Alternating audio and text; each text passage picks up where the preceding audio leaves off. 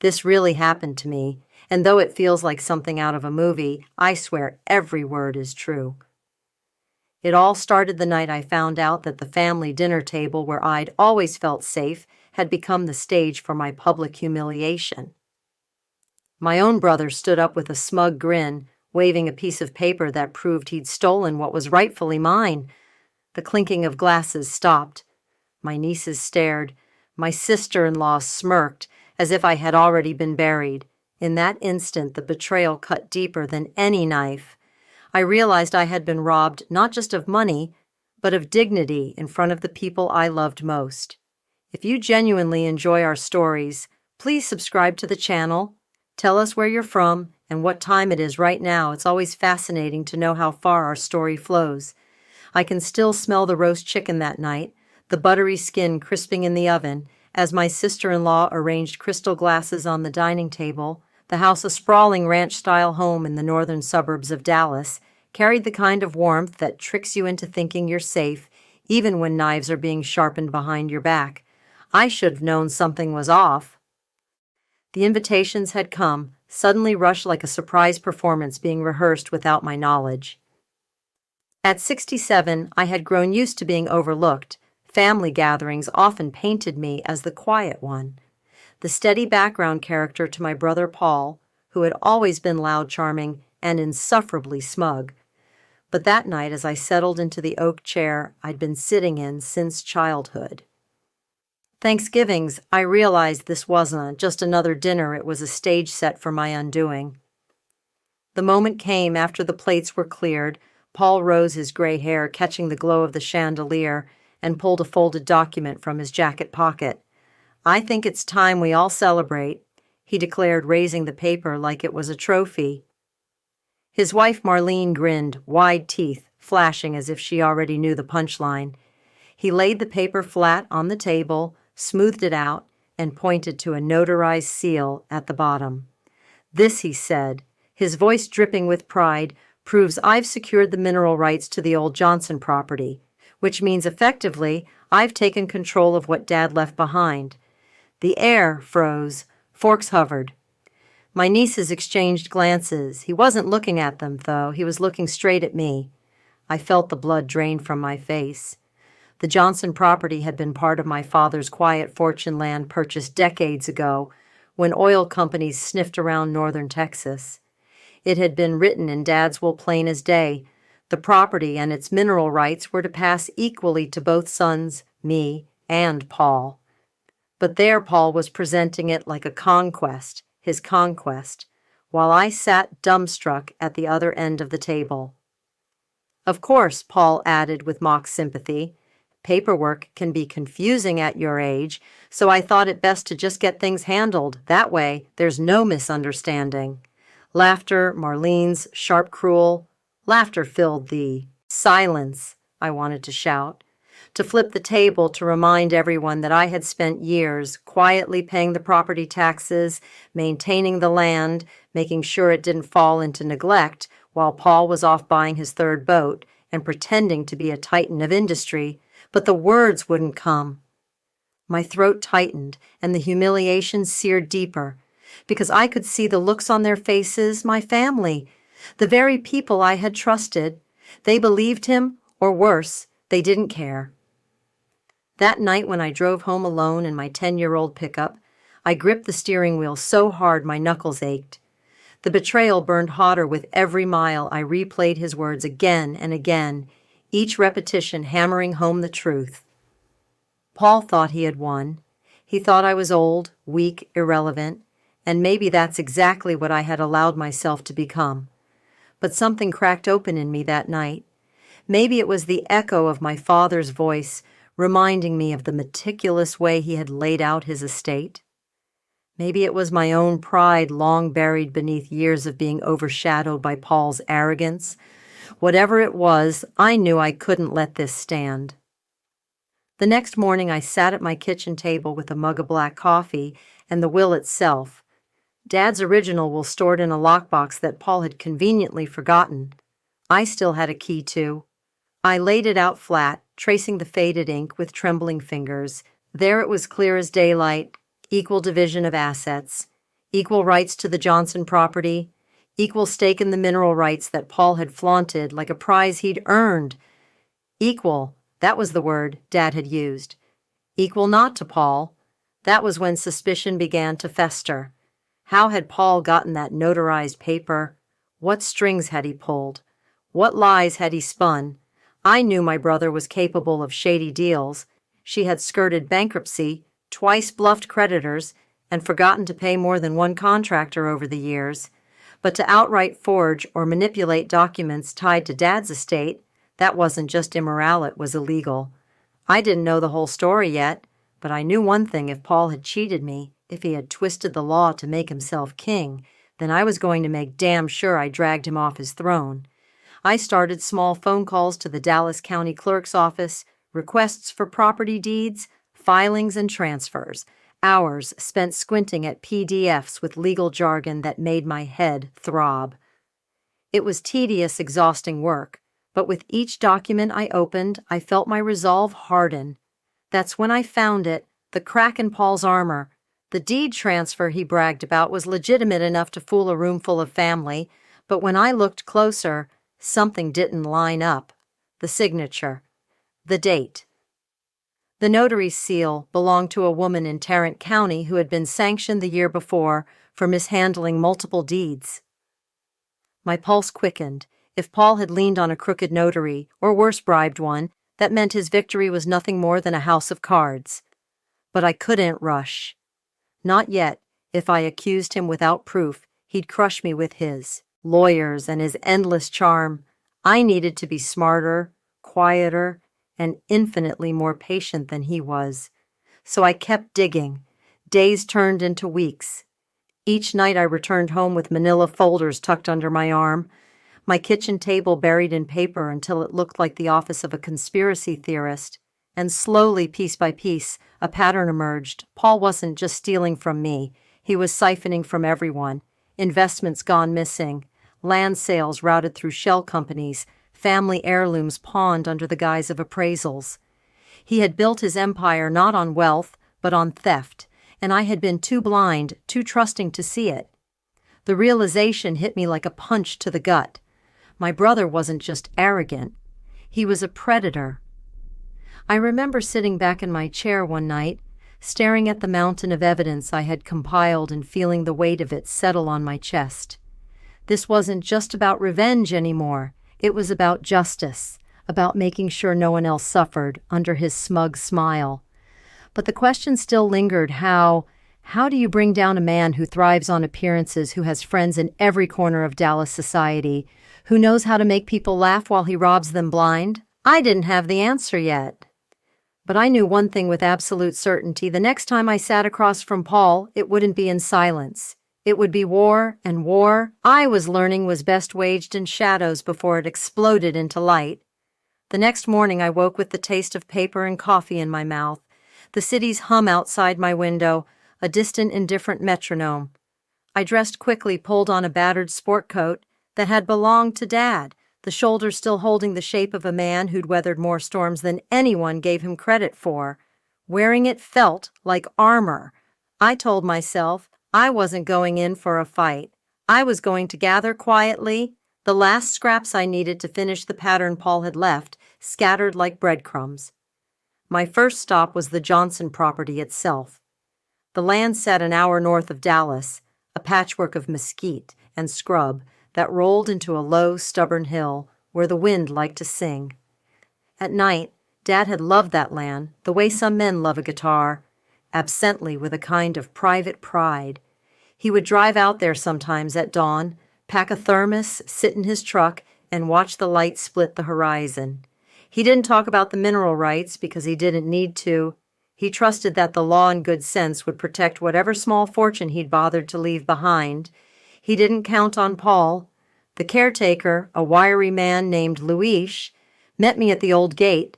It hired him years before, when Dad's health started failing. Paul had been offended the first time he saw the check, like the act of paying someone to protect the land was an affront to his masculinity. Luis led me across the property, pointing out the fence lines, the irrigation ditches, and the rusted water tank where he swore he'd seen coyotes more than once at dusk. I listened, asked questions, and watched his face as I moved. There was a kind of relief in his eyes to see the older son return, even if only for a day. We sat on the tailgate of my truck, and I showed him the notarized paper Paul had unfolded at the dinner. He read it slowly, the sun drawing a line of heat across his forehead. When he finished, he exploded, not in anger, but in weary practical outrage. "That's not how things were left, senor," he said, tapping the paper as if it were a cruel joke. "Mr. Johnson, your father, he signed different, said to split evenly. He told me to keep records. You paid the taxes. You remember." He stared at me, and for a moment I had the odd sensation of being seen not by family, but by someone who had stood guard over the thing I'd been told was mine. Luis told me things I hadn't known. Notes Dad kept in a cigar box, with receipts for payments, a ledger with penciled entries, a forgotten envelope with an updated parcel description. Small details, each like a flint. When I got back to the city, I drove straight to the office of a retired attorney. A friend recommended Margaret Hale, a woman with sharp gray hair and a stare that put lawyers in training to shame. Her small office in Uptown looked like the inside of a law book, shelves upon shelves, a framed certificate here, a faded photograph of a courthouse there. She didn't take my call at first. She was the sort who returned calls that mattered. I liked that about her. Margaret listened as I spoke, never interrupting. When I finished, she steepled her fingers and said 2 words that felt like a verdict and a promise rolled into one. "We litigate. Litigate." I repeated the cold air of fear rushing in at the thought of courtrooms, depositions, and the kind of humbling exposure Paul would relish. "Yes," she said, and then softer, but carefully. "You don't walk into a settlement with a shark unless you've got blood on their suit. We need documents, originals, witnesses, a timeline. You've done well, but we must be surgical." Over the next week, I moved like someone conducting a delicate excavation. I dug up old tax receipts, coaxed Luis into producing the ledger from its hiding place beneath a loose floorboard in the caretaker's shed, and called old family friends who remembered Dad's stubborn pride. Some calls were pleasant surprises. Others ended with polite hangs with people saying, "Oh, sorry, I don't remember," and I could hear the soft shift of allegiance when their eyes fell to the word Paul on the caller ID. Margaret arranged for a private investigator, lean efficient, with a face like a closed book, to look into the shell companies Paul had been whispering about at family barbecues. The investigator's name was Carter, and he had a way of saying things slowly that made them sound heavier. It was Carter who first turned the light toward the shell game. He found a pattern of LLCS with names like Lone Pine Holdings and Reedwater Investments companies registered in the names of 3 different people who on paper were strangers. In reality, they were Paul's fingers friends too, indebted or too loyal to ask uncomfortable questions, funds, moved in little, almost apologetic amounts, through accounts in Oklahoma, Arkansas, and a small trust company in Fort Worth that specialized in quiet disappearances. My heart hammered in my chest as the picture formed. Paul had been corralling assets into a private web that made him look prosperous and beyond reproach while hollowing out everything else. With each new discovery, I felt the old humiliation flare into something colder and clearer. This was a man who had spent decades practicing thievery with the same casual charm he used to break a bottle of wine and tell a joke had made theft look like entrepreneurship. He had weaponized the language of deals to disguise what was in plain terms, theft. But I had to be precise. Margaret reminded me of that like a metronome. We could not simply march into a courtroom with accusations and a handful of suspicions. We would need a chain of custody, forensic accountants, deposition transcripts, and worst of all, witnesses who would not fold under Paul's smile. I thought about family witnesses first, my nieces. Despite their youth had been there the night Paul waved his document like a flag. Could they be coaxed into telling the truth? Possibly they loved me, or at least they had loved the granddad. I used to be to them, the man who taught them how to catch a trout, without making a show of it, who paid for the occasional school supplies when they were short, but family is complicated loyalty, coagulates into strange shapes. I couldn't rely on them exclusively. Then came the subtle discovery that would become the fulcrum of the whole operation one afternoon while sifting through a box of Dad's paper letters, faded photographs, a map of the property. I found a stamped envelope from a bank in Houston dated 5 years earlier. Inside was a typed memo acknowledging a letter of intent regarding mineral rights negotiations signed by a representative from Blackwater Energy, a mid-sized drilling company that had until then remained a ghost in our narrative. The memo was procedural, dry, and most importantly, it referenced an email chain. Email's digital footprints were tangible in a way notarized paper sometimes was not. If I could get those emails, if I could show that Paul had communicated with corporate players and misrepresented ownership, the illusion of his lone, heroic acquisition would begin to fray Carter Doug. He used subpoenas like a farmer uses a plow, turning over accounts and contacts until something good surfaced. Late one night, a PDF appeared in my inbox like a small, cruel revelation, an email sent from an account tied to one of Paul's shell companies, addressed to a Blackwater rep, in which the writer stated quite plainly that negotiation would proceed on the assumption that Paul held clear title and unilateral consent to lease. The language was transactional but blunt. The sender had asked the company to proceed as if Paul owned everything. The recipient's reply asked for documentation. 2 days later, another email accepted a notarized copy Paul had. Provided dated the same day he had presented the dinner table document, I read the emails until my eyes blurred. The paper at home, the will in my hand, didn't match what was now on my screen. The digital paper contradicted the physical will. Paul had not simply tricked the family, he had manufactured authority and then used it to convince an energy company to build their plans around his claim. For a moment, I felt dizzy with the scope of it. This was bigger than a brotherly spat. This reached into corporate offices with men in pressed shirts who didn't ask too many questions as long as rent checks arrived and leases were signed. The question that came then was how to make this visible to people who had been seduced by Paul's performance, to show the world the mechanism by which he had stolen his crown. Margaret, when I told her, sat very still. "This is good," she said. "Emails, corporate responses. These are threads we can pull. Get me the Blackwater contact. We subpoena their records, their communications. We trace the money, and Carter will follow the receipts. Trust me, once we tie transactions to Paul's accounts, the story changes from family squabble to fraud. It felt like the first time I had been handed a map to the underside of a city where I had always been a tourist. The plan came together like machinery subpoena. The corporate records deposed the notary trace, the money through the shell companies, and used Dad's original will as the moral spine of everything. We would not go to war with shouts and threats. We would raise the shades a little at a time until the whole house was exposed to daylight. But Paul, I would later learn, had a talent for anticipating daylight. The first sign of trouble came in the form of a terse voicemail on my phone.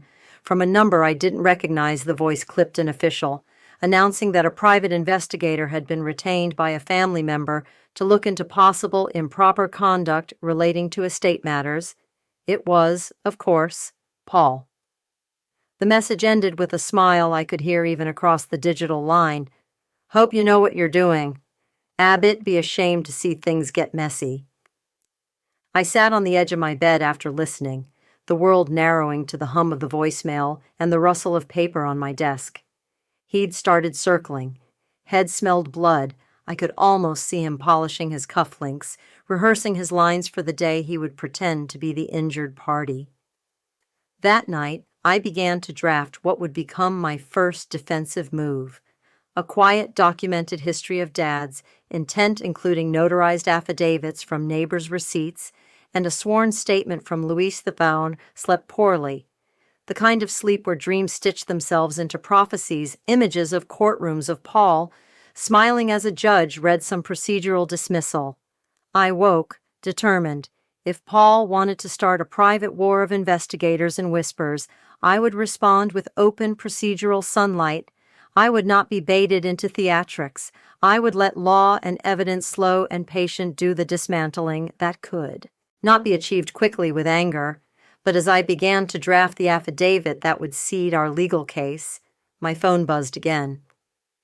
Another message this time, a photo attached a news clipping from an online society column I hadn't even known existed, showing Paul at a gala, arm-linked with a city councilman smiling under bright lights. The caption read, "Paul Johnson, philanthropist in support of urban development." Underneath, someone had scrawled a note, Hez starting his PR campaign. They call it reputation laundering. Be careful, reputation laundering. The phrase landed with a weight that made my breath hitch. Paul wasn't just playing for money. He was building an unassailable public image as he drained the foundation beneath him. It was methodical, and it meant that once the public began to admire him, convincing them of his crimes would be that much harder. I folded the news clipping and placed it in the box with Dad's ledger next to the memo from Blackwater and the receipt from Luis. The pile felt heavier now, like a scale finally tipping. The game was no longer just about proving theft. It was about stopping a man who knew how to turn theft into a spectacle. I looked at the clock, then at my hands, the ones that had until recently been used to garden and paint and fix a leaky sink. Those hands would become instruments of patience and precision. The war had moved from simmer to a low, steady boil, and I felt for the first time since that dinner the vicious comfort of forward motion. Somewhere across the city, Paul was likely having champagne. He believed he had the upper hand. He believed his smile could erase the facts. But as I sealed the affidavit and slid it into an envelope addressed to Margaret, a slow certainty settled over me. I was not the same quiet man who had sat through that dinner. I was older, yes, but older also meant sharper, slower to anger and quicker to plan. I had time on my side in a way Paul did not. He had made his fortune on speed and charm. I would take my time, and in doing so, I would let the truth do the heavy lifting. I signed the bottom of the affidavit in a hand steadier than I felt, and when I looked up, the house was already dark, except for the small lamp on my desk. Outside, the city kept breathing unaware that a low-grade war had begun in its suburbs. I had laid the first legal bricks of my case, but beneath the legal work there was another thing writing itself in me, a cold, beautiful hunger for the moment when Paul's grin would finally stop. And yet I knew better than to rush that moment. There were people to line up accounts, to subpoena allies, to cultivate people who could not be threatened into silence because they had nothing to lose. If the truth came out, I would find them. I would gather them. I would assemble the slow, inevitable machinery of exposure. The next morning, an envelope arrived at my doorstep. No return address. Inside, a single sheet of paper printed in block letters. "We know what you're doing. Stop below," at a photograph. Dad's old ledger opened to the page where Dad had penciled the word equal. The note smelled faintly of cigarette smoke. I held the photograph in my hand and felt the world narrow into a single, simple decision. Whoever had sent it wanted me scared, or at least they wanted me to think they did. Fear is a tool. So is anger. I shelved the photograph with the others and called Margaret. "We're past subtle," I said when she answered, "They know." She breathed measured and replied, "Good. That means we've landed a hit. Now we escalate, quietly." There was a kind of terrifying exhilaration in her voice. I liked that. It meant we were not alone. The war would not be a single night of grand gestures. It would be a long surgical campaign, and I, who had lived quietly for most of my life, was learning how to be relentless. I closed the door on the remaining daylight and began to plan the next move.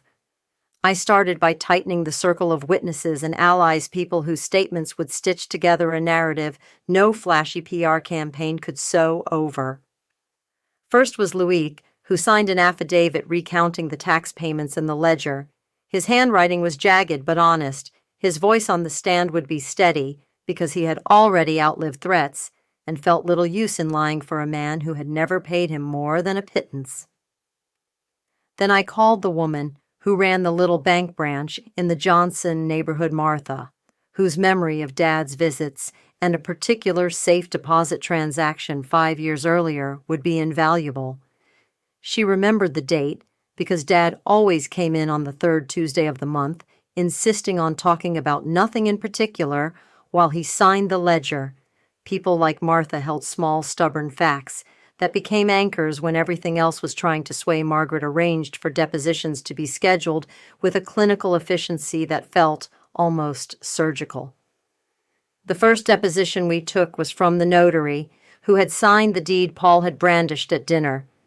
Her testimony was oddly circumspect. She admitted she'd notarized the document, but swore she had been shown papers that looked legitimate. Under questioning, though, she began to contradict herself.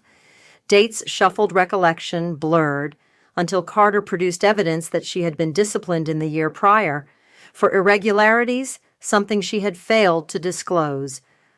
Once the notary's credibility cracked the whole edifice of Paul's paper claim, trembled Paul's reaction when it came was a study in performance. He posted a long, heartfelt message on his social media, photos of him at a children's hospital, a check to a veterans charity, a quote about family values. He captioned it, "Some fights aren't worth the wear." It was calculated, designed to make him seem wounded, magnanimous, and above pettiness. Friends flooded his comments with praise. Acquaintances shared the post, as if sanctifying his character. I felt the old sting at the sight of it, but now it had an edge, anger sharpened by the knowledge that his image polishing would be his first line of defense. We continued to pull threads. Carter unearthed ledger entries from one of Paul's shell companies that showed transfers to a consultant in Oklahoma, enough to set off a search into the consultant's background. It turned out the consultant was a former aide to a county commissioner known for quietly steering contracts, and the consultant's wife had once lent Paul a substantial sum when his businesses had been floundering.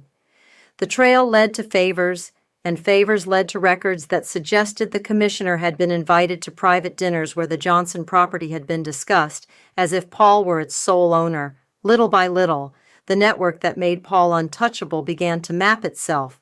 Reputations and appointments, small gifts and callbacks, loan agreements disguised as friendly advances. I learned to live in the quiet, repetitive terror of discovery subpoenas arriving like small legal thunderclaps, late-night calls from Margaret explaining a new wrinkle, the faint dread that someone would crack and turn on me before I had the evidence to stand firm. I slept in snatches and sat at my kitchen table until my eyes were raw from reading bank statements. I found myself sifting through old photographs, images of Paul as a boy, where the mischief in his eyes had once been charming, and thinking with an almost clinical curiosity about how those early habits had calcified into the audacity he showed at dinner. Then came the break. We'd been building toward a whistleblower from inside one of Paul's shadow companies. He reached out through Carter, an accountant, who'd been careful enough to keep copies of internal memos and transaction records on a personal drive just in case. His name was Ethan, and he had the softness of someone who'd always been more comfortable with spreadsheets than speeches. He hadn't intended to be heroic. He said he simply couldn't sleep. The documents he provided were thinly veiled confessions memos explaining why certain invoices were routed through a consulting firm, emails that discussed creative allocation and bank receipts, matching payments to contractors who never saw work. Ethan's papers showed that Paul had systematically redirected funds from joint family assets to private accounts, sometimes by forging signatures, sometimes by exploiting the trust of elderly trustees. We had enough to file a civil suit. Margaret sharpened the complaint like a spear counts of fraud, conversion, breach of fiduciary duty. The complaint asked for injunctive relief to prevent further transfers and for a forensic accounting to trace misappropriated funds. I remember the day the papers were filed at the Dallas County Courthouse, the sense of exposure and the thicker sense of power that came with having the state's machinery look into a private man's conduct. Filing was only the first arrow. I knew Paul would countersue, hire high-priced lawyers, and try to bury us under motions and legal theatricality. He did. He responded with a press release, accusing me of sour grapes and clinging to old grievances. He hired a litigator with a flashy office on Greenville Avenue and began the counterattack that was as much about optics as it was about law. Early in the case, he obtained a temporary restraining order that froze certain transactions. It was a double-edged blade on paper. It looked like a victory for him, but it also meant that the court had to take the matter seriously enough to intervene. Our motions grew longer and more expensive. Margaret and I strategized like generals. We planned depositions, identified witnesses who could not be bribed or bullied, and prepared for the way Paul would try to bend every sympathetic fact to his advantage in front of a jury. It was during this pressure cooker phase that the personal cost became real. Family members split into camps. Some refused to speak to me, others hid behind a decency that thinly veiled their discomfort. Paul's children, who had always worshipped his charisma, were suddenly people I had to avoid at family events to prevent an ugly scene. My nieces, who had been my small anchors, were asked by Paul to stay out of it for their own good. I felt each rejection like a pinprick, cumulative and painful. But I also felt a strange determination settle into my bones. Every personal slight added a degree to my resolve. Public attention began to creep in. A local columnist wrote a speculative piece about feuding heirs that quoted Paul's PR-friendly statements and minimized the claims. As a family spat, I read it and felt something shift. Media could be dangerous if controlled by him, but media could also be a lever. Margaret suggested we prepare an op-ed, laying out factual allegations once we had sufficient evidence, a clear, calm accounting that would force the public to consider the documents instead of the personality. It was a risky move. We would have to be airtight, but if the public saw the paper trail mail's invoices memo sit, would be harder for Paul to hide behind goodwill. We spent weeks choosing our words. The op-ed was clinical, almost cold. It named no one. At first it spoke of a pattern of misappropriation and cited specific documents and dates. We released it to a local paper with a journalist who had done careful investigative work and who understood the difference between sensationalism and accountability. The piece hit like a small bomb. It did not shout, but it placed facts in public view. Once the facts were visible, people began to ask questions. Calls came in from distant cousins who had their own suspicions. A contractor called to say he'd been stiffed years ago and had been too ashamed to speak up. Interest swelled not into the fever of a scandal, but into the steady hum of attention that could not be silenced with a well-worded Instagram post. Paul reacted the only way he knew how: denial, then charm, then attack. He held a press conference in a hotel ballroom, turning his smile into a public performance. He spoke about family reputation and the ugliness of litigation. He even attempted to paint me as the villain, citing selective facts and innuendo. For a moment, it seemed like the public would fall for it. But then the notary's records, the Blackwater emails, Ethan's documents, and the receipts, Wed Trace to Shell accounts were all laid out in court filings and depositions, and a different picture emerged, less glamorous, more forensic. Victoria, a former paralegal who had once worked for Paul, testified about bank reconciliations she'd been asked to adjust. Her voice in that courtroom was small, but unshakable. For the first time in public, Paul was forced to look at faces that did not break for him. The turning point in the trial, the one I had secretly hoped for and feared in equal measure, was the testimony of an executive from Blackwater Energy. He'd been reluctant at first, polite in his responses about corporate processes. But then the chain of emails we'd uncovered was read into the record. The representative asked for proof of title. The response included the notarized document Paul had waved at dinner. The corporate officer admitted that the company had paused certain actions pending title clarification. The weight of it pressed on the courtroom like summer humidity. Blackwater had not acted in bad faith. They had been provided documents that on their face seemed to support Paul's claim. But the existence of those emails also showed that Paul had attempted to persuade corporate actors to treat his claim as legitimate. Having a corporate voice corroborate the transactional exchange was devastatingly effective. When the jury was dismissed for deliberation, time became a strange animal, slow and elastic. I wandered the courthouse halls, the day's noise a low, incoherent hum. Margaret kept to herself, in a small conference room going over closing arguments like a piano player practicing a difficult solo. It was then that I received the text. They found discrepancies in the shell company ledgers. Forensic accounting shows transfers to personal accounts. Meet me at the courthouse steps. It was Carter.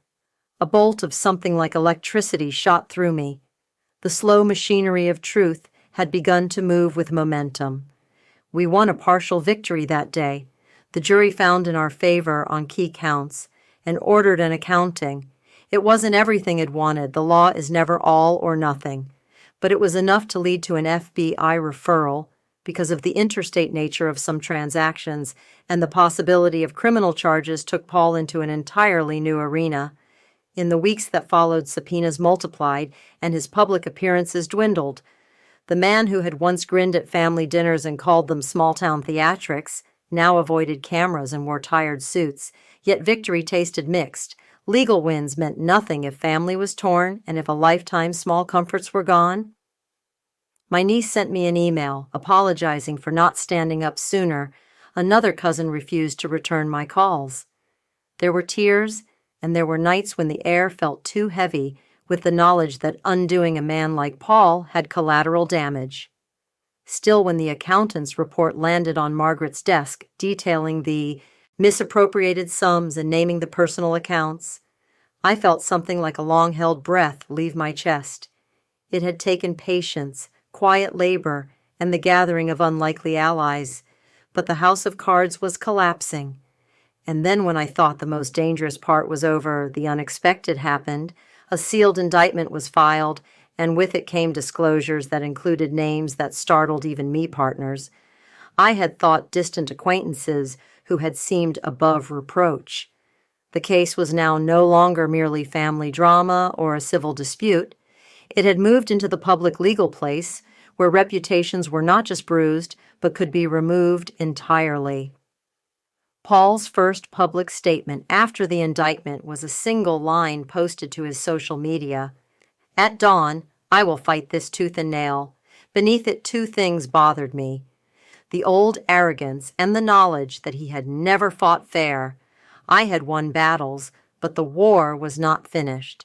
There were still shells to be opened, still men and women who could be intimidated, still financial threads to trace through the fog. On the evening the indictment was unsealed, I stood on my porch with a glass of bourbon in my hand, watching a late summer storm roll in over Dallas. Lightning cleaved the sky, and for a moment the city looked like a map of possibilities. In the distance, Paul's house gleamed like something built to last, but I knew better now. Foundations are only as secure as the honesty poured into them. The rain began soft at first, and then harder, a steady percussion on the roof. I felt relieved, but not triumphant victory. I'd learned is more complicated than a headline. It was quieter and unfolding of consequence that would take months, perhaps years, to settle fully. And I understood with an almost painful clarity that revenge had not been about the money. Revenge for me had always been about the reclamation of dignity and truth. As the storm lashed the lawn and the city lights blinked on my phone, buzzed with a message I hadn't expected, a photo of Dad's old ledger open to the page where he'd penciled "equal," accompanied by a short line. "We're watching, don't get careless." The message was anonymous, the handwriting clipped. For the first time in months, someone was trying to intimidate me again. I looked out into the rain and felt the old, cautious hunger stir. I had not been careless. I had been methodical. But the note was a reminder that even as the court vindicated some truths, the forces Paul had cultivated could still reach out like shadows and try to snuff the light. I put my bourbon down, unresolved, and thought of the next moves. The pending criminal investigation, the need to secure witnesses, the quiet care with which I must protect the people who had dared to speak. The storm rolled on the rain, a drumbeat of the long fight ahead. And in that drumbeat, I realized the final, unmistakable thing: winning against a man like Paul required more than law and proof. It required one last kind of courage, refusing to be frightened into silence when the consequences of truth became personal. The phone buzzed again, and this time the message was a video link. My hands tightened as I tapped it open, not knowing if relief or fresh peril waited on the other end. The video opened with shaky footage of a gala ballroom, crystal chandeliers, tuxedos, sequined gowns. At first I thought it was another of Paul's staged appearances, a vanity clip meant to remind the world of his supposed generosity. But then the camera panned slowly, deliberately, to capture him, standing with a man whose face I recognized from the news, a developer indicted the year before on corruption charges. Paul was smiling, hand clamped on the man's shoulder, like they were old friends. The voice behind the camera whispered, "Dallas Country Club spring fundraiser 3 months before the indictment." The implication was clear. Paul hadn't just brushed shoulders with corrupt players, he had courted them. The clip ended abruptly, replaced by a black screen with a single line of text. "You'll need this soon." My first instinct was suspicion. Who had sent it?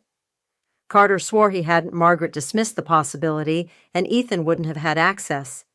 It was anonymous again, like the note with the photograph of Dad's ledger. But where the ledger photo was meant to intimidate, this was ammunition. Someone was out there watching. Paul documenting him, feeding me fragments of his downfall. I forwarded the video to Margaret with the subject line, "Gift or Trap." Her response came within minutes, both but admissible. That week, court took on a different tenor. The forensic accounting Carter had helped secure was unsealed, and for the first time, Paul's shell companies were laid bare in public record numbers, don lieno, when traced through bank after bank, account after account. The jurors listened as the accountant, a small, meticulous woman with glasses perched on her nose, walked them through diagrams projected on the wall. Blue arrows showed transfers from trust accounts to shell companies. Red arrows showed money bleeding into Paul's personal accounts. The amounts weren't petty, they totaled in the millions. Paul's lawyer tried to object to derail the testimony, but the judge, an old veteran of Texas courts with a bulldog face, cut him off. "Counselor, unless you've got evidence to the contrary, let her finish." For the first time, Paul wasn't smirking. He sat stiff, jaw tight, as if every red arrow was a blow. I wanted to savor it, but I didn't, not yet. The fight wasn't over, and arrogance has a way of resurrecting itself. After court, I walked through Dealey Plaza, the late afternoon sun throwing long shadows across the grass. I thought of Dad, of how he'd chosen Dallas for its promise of prosperity, and how his son-me brother had turned that promise into a personal empire of lies. The city had seen its share of betrayals. Ours was just another in its long, crooked history. That night, I received another message, this time a phone call. The voice was low, distorted, almost mechanical. "Hes moving assets," it said, "through a man named Raymond Cayman. Islands act fast." Then the line went dead. I froze. Phone pressed to my ear long after the call ended. Was it real? Another trap. I called Carter, who didn't hesitate. "Let me check." 2 days later, Carter confirmed it. Transfers had begun, routed through a Raymond class name, withheld for privacy, who had ties to offshore accounts. Paul was trying to bleed out before the hammer fell. Margaret filed an emergency motion. The courtroom was electric the day the judge heard it. Paul's attorney blustered about unfounded accusations, but Carter's affidavit, coupled with Ethan's internal memos, painted a damning picture. The judge ordered a freeze on all accounts tied to Paul or his company's domestic and offshore. The gavel hit wood, sharp as a gunshot. For the first time, Paul looked cornered, but cornered men are dangerous. 2 nights later, I came home to find my front door ajar. My heart pounded as I stepped inside, cautious, ready. The house was ransacked, papers scattered, drawers pulled open. Dad's ledger missing from the desk where I'd kept it. Nothing else was taken. Not the TV, not the cash in my wallet, not even the bourbon on the counter. Only the ledger. I sank into a chair, rage burning through me. That ledger had been the spine of my case, the word equal in Dad's hand, the moral center of everything. Without it, we still had the accountants, the emails, the whistleblower, but the personal human proof was gone. Margaret, when I told her, was calm but firm. Then we build without it. Evidence remains. We move forward. They wanted you rattled. Don't give them the satisfaction. Her words steadied me, but the image of the empty desk stayed. It wasn't just theft. It was a message. We can reach you. We can take what matters. The next morning, I walked into the courthouse with my head high anyway. The jury needed to see resolve. They needed to see that the truth didn't cower when threatened. The trial stretched into weeks, each day. Another battlefield witnesses testified, documents mounted, and the story of Paul's empire of theft unfolded piece by piece, until even the jurors who had once smiled at his charm began to look at him differently. And then came the final witness, Ethan. He was nervous, pale, clutching his notes like a lifeline. But when he began to speak, the courtroom hushed.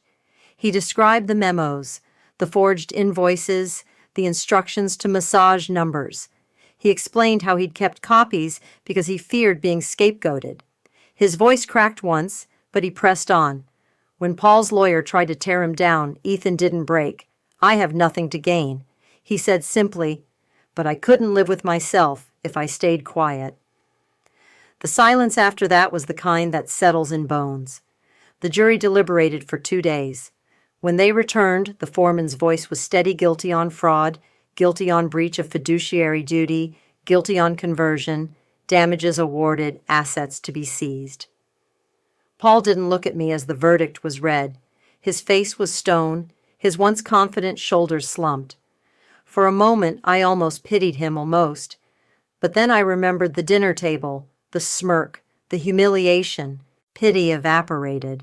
Reporters swarmed the courthouse steps, cameras flashing. Questions flew. How do you feel? What will happen to your brother? What comes next?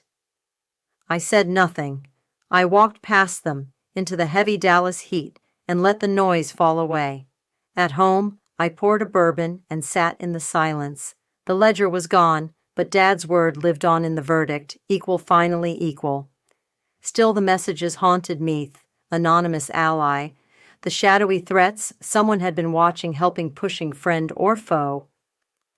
I didn't know what I did know was this: Paul's empire was crumbling, but the shadows he trafficked in still lingered, and sometimes in the quiet of the night I wondered if the war was truly over or if this was just the end of one battle in a longer, darker campaign I had only begun to glimpse.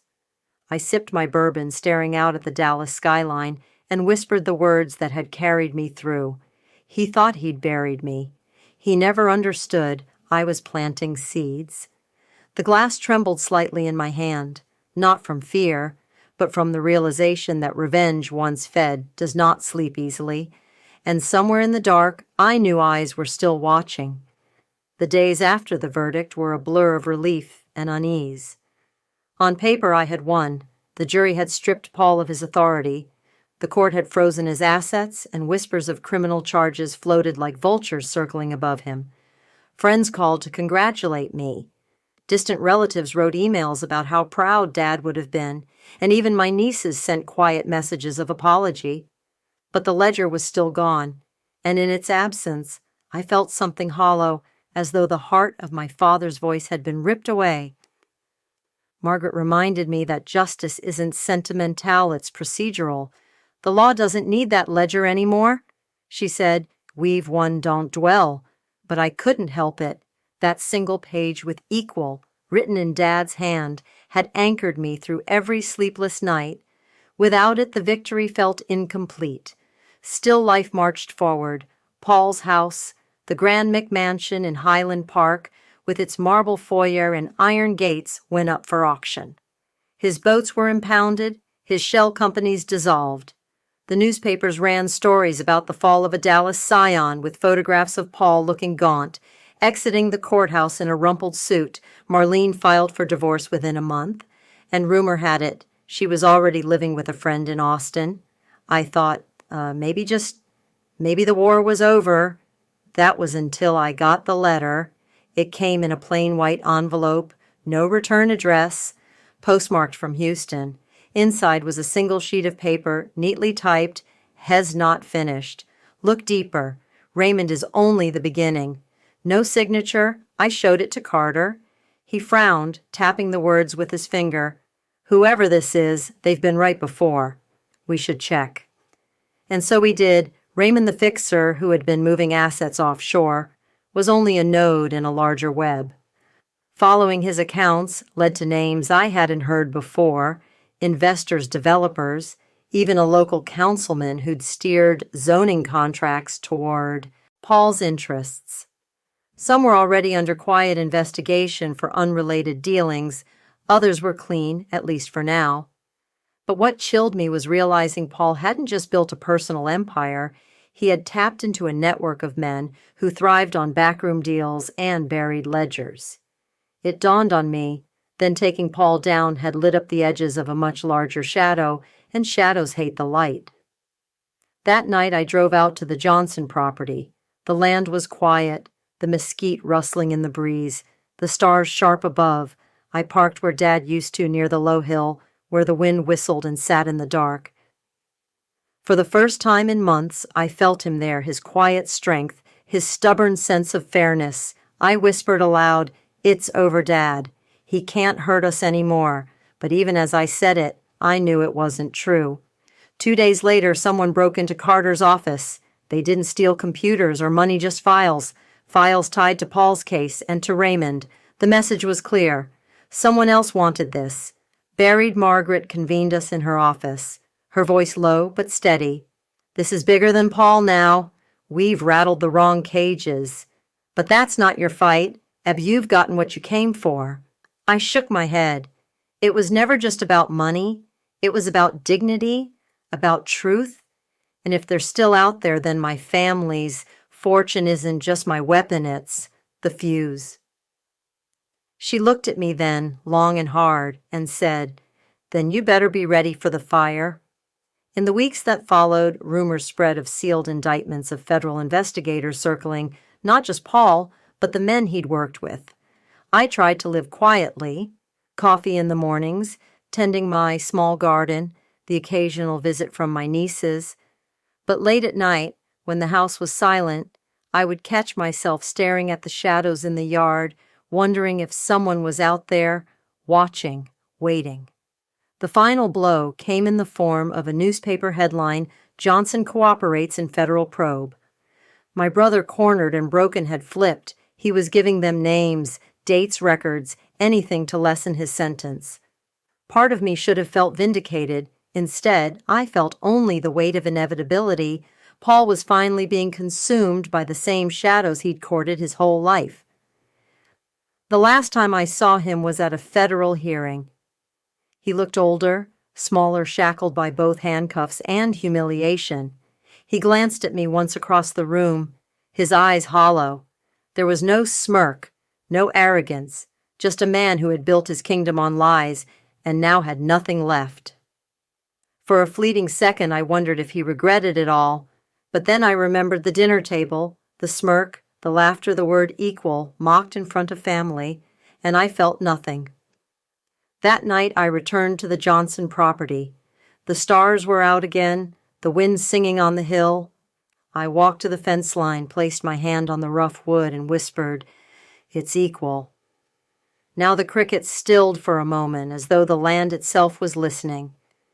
I don't know who sent the letters or the video or the calls. Maybe it was someone inside the network, maybe a rival, maybe just a ghost with a conscience.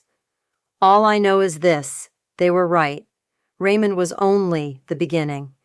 And sometimes when I sit alone with a glass of bourbon and the city lights flickering in the distance, I wonder if I've truly won, or if I've simply been drafted into a darker war that started long before me.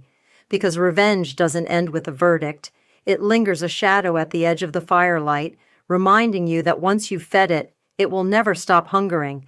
And so I live, waiting, watching, knowing the story isn't finished. The end.